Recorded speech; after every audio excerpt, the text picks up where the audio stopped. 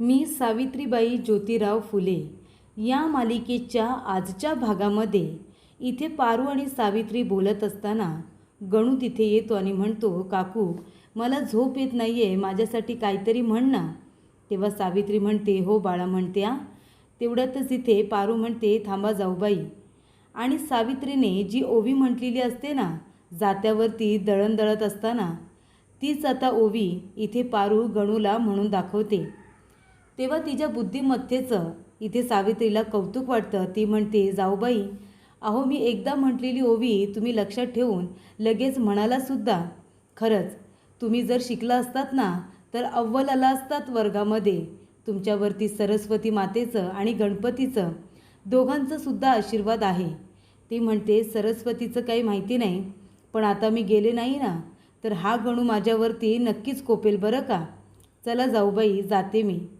तेव्हा इथे सावित्रीच्या लक्षात येतं की मुली मुळातच किती हुशार असतात. एकदा गायलेली ओवी पारूने लगेच लक्षात ठेवलेली असते. घरातलं काम असू दे किंवा मळ्यातलं काम, सगळ्यामध्ये ती हुशारच असते. सावित्रीला वाटतं की आता जाऊबाईंसारख्या माझ्यासारख्या सगळ्या स्त्रिया शिकल्या तर किती बरं चांगलं होईल. आणि त्यासाठी ज्योतीने सुरू केलेली लढाई ही एकदम उत्तम असते. त्यानंतर इथे आता गंगाधर शास्त्री यांनी पंतांना बोलवलेलं असतं. ते म्हणत असतात की तुम्ही सांगितल्याप्रमाणे ज्योतीला मी काही आता भाड्याने खोल्या दिल्या नाही आणि त्याला दुसरीकडे कुठे मिळणारसुद्धा नाही. त्याच्या इथे पापामध्ये मी कशाला पापाचा धनी होऊ, बरोबर ना. गंगाधर शास्त्री म्हणतात, वा याला म्हणतात धर्माची चाड, ह्याला म्हणतात धर्माची जाण. तुला कसा अभिमान आहे तसा प्रत्येकाला हवा होता. त्यामुळे आता तुला फक्त एक काम करायचं आहे. तुला इथे देवाची सकाळ संध्याकाळ फक्त प्रार्थना करायची आहे, देवाचा धावा करायचा आहे, म्हणजे तुला स्वर्गाचे दार उघडलेच म्हणून समज. त्यानंतर महाआरतीला सगळेजण जमलेले असतात. तेव्हा महामंदिरामध्ये इथे गणपतीला घाम सुटला, गणपतीला घाम सुटला असा कांगावा सुरू केला जातो. आता गणपतीला घाम सुटला हे आता कांगावा केल्यानंतर गंगाधर शास्त्री बाकीचे पंतशास्त्री तिथे जमलेलेच असतात. सगळेजण आरडाओरडा करतात, अरे देवा गणपतीला घाम कसा काय सुटला. तेव्हा जे पुजारी असतात ना ते म्हणत असतात, लहानपणापासून मी इथे देवाची पूजा करतोय, पण याआधी असं कधीच घडलं नव्हतं की गणपतीला घाम सुटला होता. त्याच्यामुळे आता नक्कीच काहीतरी अघटित घडले आणि म्हणूनच गणपतीला ते सहन झालेलं नाही आणि इथे गणपतीला इतका पश्चाताप होतोय की त्याला घामच सुटला. तेव्हा मोरोपंत तिथे देवाचा आशीर्वाद घ्यायला आलेले असतात. ते पाया पडतात आणि म्हणतात की काय झालं. तर सांगितलं जातं की गणपतीचा कोप झालाय, गणपतीला घाम सुटलाय घाम. तेवढ्यातच तिथे राजाराम दादा आणि त्याचबरोबर राणोजी माळी हे त्या ठिकाणी आलेले असतात. ते म्हणतात की काय झालं पंत. तेव्हा ते म्हणत असतात की आलास का. अरे राजारामा तुला कळतंय का, अरे इथे तुमच्यामुळे, तुझ्या त्या भावामुळे, ज्योतीमुळे बघ इथे देवाचा कोप झाला, देवाला घाम सुटला. तेव्हा मोरोपंत म्हणत असतो, एक मिनिट, या सगळ्यामध्ये ज्योतीची काही चूक नाही आहे आणि इथे ज्योती मुलींची शाळा सुरू करतोय, त्याच्यामध्ये चुकीचं काय. तेव्हा गंगाधर शास्त्री म्हणतो की तो मुलींची शाळा सुरू करतोय ना, हीच त्याची खूप मोठी चूक आहे, कळतंय का रे. त्यामुळे इथे गणपतीचा कोप झाला आहे, देवाला राग आला आहे. मोरोपंत म्हणतो की देवाला राग का येईल, कारण का गणपती बुद्धीची देवता आहे. मग जर मुली शिकल्या तर त्यांना आनंद झाला पाहिजे ना. तेव्हा इथे आता गंगाधर शास्त्री म्हणतात, ए मोर्या, अरे तुला काय वाटलं रे. अरे इथे विद्या काय कुणाला पण वाटता येते का. कुणाला पण जर विद्या द्यायला लागलो तर विद्येची देवता नाराज होईलच ना. त्यामुळे इथे आता लगेच राजाराम काका म्हणतात, अहो पण काय झालं, मी बघू का. मी पण इथे देवाचा खूप मोठा भक्त आहे, म्हणून तर माझ्या मुलाचं नाव मी गणपती ठेवलं आहे ना. पण इथे देवाला घाम कसा आला ते कळत नाही आहे. तो म्हणतो तुझ्या भावामुळे, जा आणि तुझ्या भावाला विचार, तो अघटित कार्य करतोय ना, देवाला ते मान्य झालेलं नाही म्हणून देवाला घाम आलेला आहे. त्यानंतर इथे आता ज्योती कामानिमित्त बाहेर निघालेला असतो. मुलींची शाळा सुरू करणार म्हणून ज्योतीजवळ कुणीही बोलायला तयार नसतं. त्यानंतर इथे आता गणू म्हणत असतो की तात्या तुम्ही लवकर याल ना घरी, माझ्यासाठी येताना भोवरासुद्धा घेऊन या. तेव्हा सावित्री म्हणते, आवं तुमच्याबरोबर मोरोपंत भाऊजी आहेत ना? तेव्हा ते म्हणतात, हो, सदाशिवसुद्धा आहे, मोरोपंतसुद्धा आहे. मी जाऊन लगेच येतोच. जागेचा कुठेतरी थांगपत्ता आज तरी लागला पाहिजे. तेव्हाच तर मला शाळा लवकर सुरू करता येईल ना.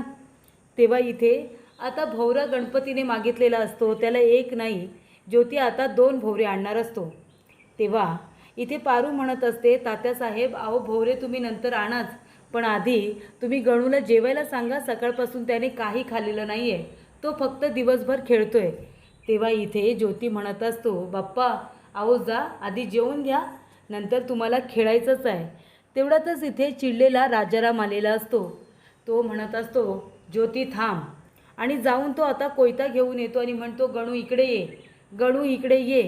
गणू घाबरतो. राजाराम दादा त्याला हाताला धरून खेचत आता घेऊन जातात आणि म्हणतात की हे घे ज्योती, लाव ना, गणूच्या गळ्याला लाव, त्याच्या गळ्यावरून फिरव आणि एकदाचा इथल्या इथे हिशोब संपवून टाक. तेव्हा इथे ज्योती म्हणतो, अण्णा अहो काय झाले, असं का बोलताय तुम्ही? तेव्हा राजाराम काका म्हणतात, ज्या पद्धतीने तू वागतोयस ना, वाईट कुकर्म करतोयस, मुलींची शाळा काढून, त्यामुळे कोप झालाय, देवाचा कोप.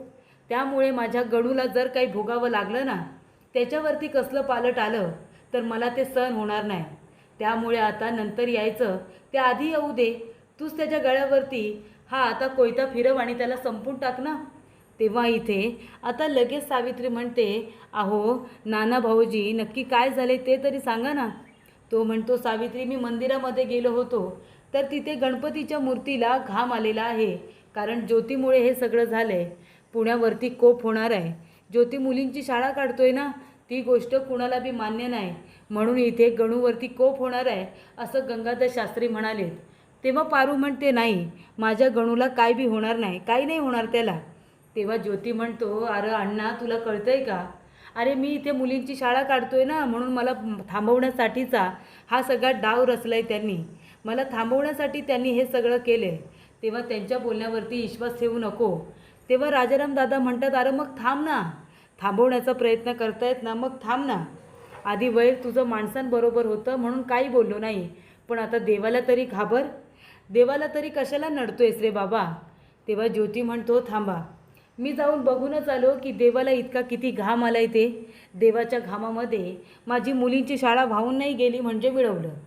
त्यानंतर इथे आता सगळे म्हणत असतात की देवाचा कोप तर पहिल्यांदाच झालाय, लोकांमध्ये भीती राहिलेली नाही. पेशवाई संपून गेली ना, धाक सगळं काही निघून गेलं पेशवाई बरोबर, नाहीतर सगळे लोक वटणीवरती बरोबर होते. त्यातला एक ब्राह्मण म्हणतो, पण नक्की देवाला घामच आलाय ना, नाहीतर कोण मारा झाला असेल म्हणून सुद्धा देवाला इथे घाम फुटतो म्हणजे पाणी सुटतं. त्याला इथे देवाला हवा लागू दे, पाठची खिडकी उघडा.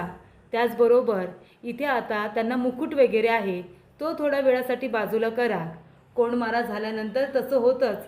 तेव्हा इथे ज्योती म्हणतो की मी इथे काहीतरी चांगलं काम करण्याचा प्रयत्न करतोय, मुलींना शिकवण्याचं काम करतोय, तर लगेच देवाला घाम सुटला की गंगाधर शास्त्रीला घाम सुटलाय. राजाराम दादा म्हणत असतात की ज्योती, अरे प्रत्येक वेळेला सगळ्यांच्या विरोधातच गेलं पाहिजे काय? आणि ह्या तुझ्या अशा वागण्यामुळं जर इथे घराचं काही नुकसान झालं, माझ्या मुलाचं नुकसान झालं तर काय करायचं मी? सांग बरं तू, काय करायचं काय मी? माझ्या गणूवरती काही पालट आलं ना तर ते मी सहन करणार नाही. तेव्हा ज्योती म्हणतो, अण्णा असं काही होणार नाही आहे. अहो मुलींची शाळा सुरू केली तर गणपतीला राग का येईल? गणपती तर बुद्धीची देवता आहे ना, मग त्याला तर आनंद झाला पाहिजे ना की विद्या सगळ्यांपर्यंत पोचते म्हणून. तेव्हा इथे आता राजाराम दादा म्हणतात, तू कुठं बी जायचं नाही. ज्योती म्हणतो, नसतो गेलो, पण आता जावं लागल, मला जाऊन बघायचंच आहे की देवाला इतका कसा घाम आलाय तो. तेव्हा इथे पारू उभी राहते आणि म्हणते की तात्यासाहेब तुम्ही जा, पण जास्त त्यांच्याबरोबर वाद घालू नका, ते लोक आधीच चिडलेले आहेत. गणू म्हणतो, मी पण येऊ तात्या तुझ्यासोबत. तेव्हा राजाराम म्हणतो, ए गप्प बसतो का की देऊ एक झापडी? येऊ का मी पण सोबत? गप्प बस तिकडे, अजिबात कुठं बी जायचं नाही, कळलं ना? त्याला जे काही करायचं आहे ते करू दे, आपल्यावरती काही येता कामा नये, असं राजाराम म्हणत असतो. तेव्हा इथे ज्योती गेल्यानंतर सावित्री काहीच बोलत नाही. चिमणा म्हणत असते, बघा घ्या, ही बाई पण ना, नवरा जातोय म्हटला तर लगेच दिलं त्याला जाऊन, थांबवलं बी नाही त्याला. म्हणजे तुला काय गं, नवऱ्यावरती संकट आलं तर तुला आवडतं का?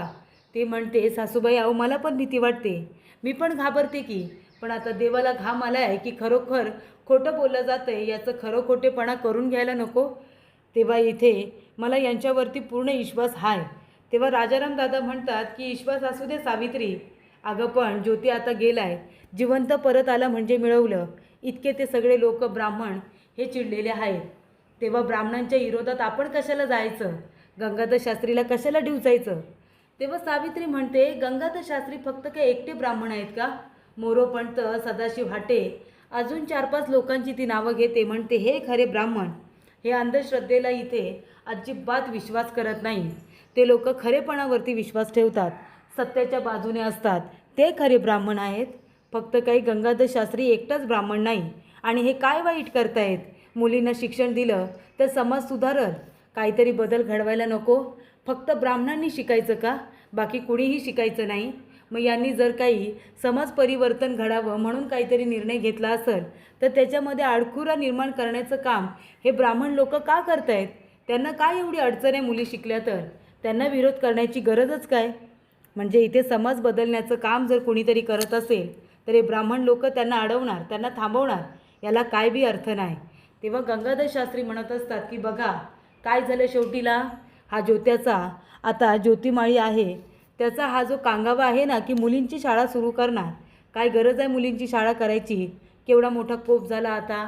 देवाला नाही आवडलं ते म्हणून तर देवाला घाम आला ना. देव रुसला आता, जेव चिडला, त्याचा कोप आता होणारच. तेव्हा मोरोपंत म्हणतो की गंगाधर शास्त्री आता देव रुसलाय, देवाला राग आलाय की तुम्हाला राग आलाय ते कळत नाही आहे. अहो इथे देव तर बुद्धीची देवता आहे ना, मग त्यांना राग येईल असं मला तरी वाटत नाही. तो म्हणतोय गप्प बस तू, जास्त पुढे पुढे बोलू नकोस, कळलं ना. त्या माळ्याच्या पोराबरोबर राहून राहून बघा कसा शिकलाय हा बोलायला. तेव्हा ज्योती म्हणतो तो माझ्याबरोबर नसतो, मी त्यांच्याबरोबर असतो. कारण मला त्यांचे विचार, त्यांची विचार करण्याची शैली आवडते, त्यांची बुद्धिमत्ता मला आवडते आणि म्हणून मी त्यांच्यामध्ये रमतो. तेव्हा गंगाधर शास्त्री म्हणतो ए गप्प बस, का आलास तू इथे? तुझ्यामुळे किती मोठं अघटित घडले बघितलंस का तू? अमंगल कार्य करणारा मंगलमूर्तीसुद्धा नाराज झाली तुझ्या या वागण्यामुळे. बघताय ना तुम्ही पंत. अहो बघा बघा, हा माळ्याचा ज्योती मुलींची शाळा सुरू करणार आहे म्हणून इथे आता गणपती बाप्पाला राग आला आणि त्यांना घाम फुटला, घाम. तेव्हा ज्योती म्हणतो बघू दे तरी मला किती घाम फुटलाय ते, खरोखर घाम फुटलाय की खोटं बोलताय. तेव्हा ते म्हणतात जास्त बोलू नकोस, देवाला इतका घाम आला आहे की हवा घातली जाते देवाला, त्यामुळे इथे कुणीही त्यांच्याजवळ आता जाऊ नये, देवाचा आराम करण्याची वेळ झाली. तेव्हा इथे आता ज्योती म्हणत असतो अच्छा आता गणपती बाप्पांचं श्रद्धास्थान जरी वेगवेगळं असलं तरी श्रद्धास्थान आणि मूर्ती ही एकच आहे ना. गणपती हा एकच आहे. पुण्यामध्ये येताना मी बाकीच्या मूर्त्यांवरती सुद्धा नजर टाकून आलो. कुठल्याही देवीला घाम आलेला नाही आहे किंवा कुठल्याही मूर्तीला घाम आलेला नाही आहे. फक्त महामंदिरामध्ये असलेल्या गणपतीलाच कसा काय घाम येतो, बाकीच्या मूर्त्यांना का घाम आला नाही? गणपतीची जी प्रतिष्ठापना आपण केली आहे ती एकच आहे ना. देव हा एकच आहे गणपती. मग आता एका मूर्तीला घाम येतो आणि दुसऱ्या मूर्तीला घाम का येत नाही? तर इथे प्रत्येकाची इथे आता प्रतिष्ठापना ही वेगवेगळी केलेली आहे म्हणून इथे एकाला घाम येतो आणि दुसऱ्याला आलेला नाही असं आता थातूरमातूर कारण ब्राह्मण देत असतात, स्वतःला समजवत असतात. काय स्वतःला समजवत आहेत त्यांचं त्यांनाच माहिती. त्यानंतर इथे ज्योती म्हणतो अहो पण मला एकदा बघू द्या तरी की देवाला राग नेमका का आला. गणपती म्हणजे बुद्धीची देवता, इथे विद्येची देवता. मग मुली शिकणार आहेत बोलल्यावरती गणपतीला तर आनंद व्हायला हवा होता, त्यांना राग आणि घाम कसा आला कळत नाही आहे. तर पुढील भागामध्ये ज्योती इथे प्रत्येक ब्राह्मणाला शिक्षणाचं महत्त्व सांगत असतो आणि कशा पद्धतीने आपण शिकलं पाहिजे, मुलींनी शिकलं पाहिजे हे सांगत असतो.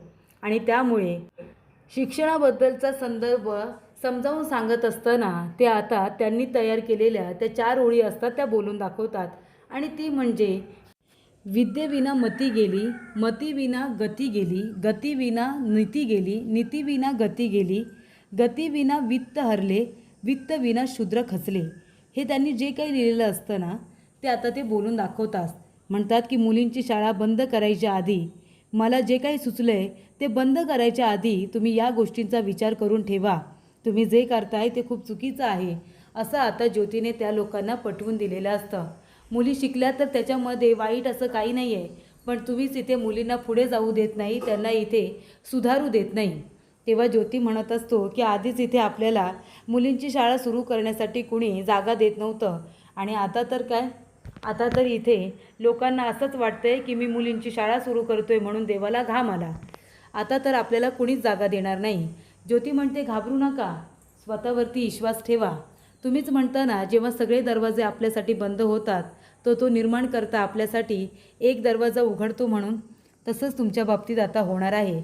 त्यामुळे तुम्ही निसर्गावरती विश्वास ठेवा. तुमच्यासाठी जरूर आता दरवाजा उघडला जाईल असं सावित्री ज्योतीला सांगते.